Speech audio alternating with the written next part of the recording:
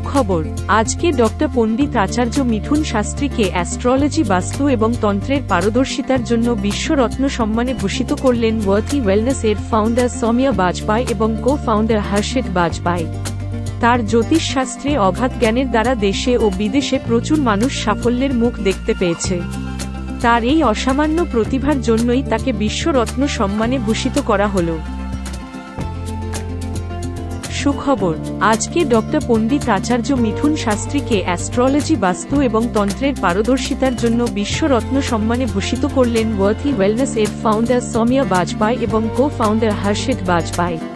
তার জ্যোতিষশাস্ত্রে অগাধ জ্ঞানের দ্বারা দেশে ও বিদেশে প্রচুর মানুষ সাফল্যের মুখ দেখতে পেয়েছে।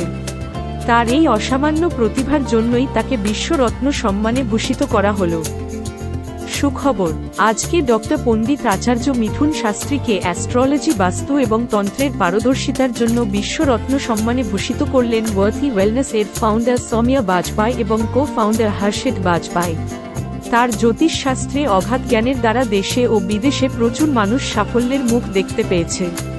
তার এই অসামান্য প্রতিভার জন্যই তাকে বিশ্বরত্ন সম্মানে ভূষিত করা হলো।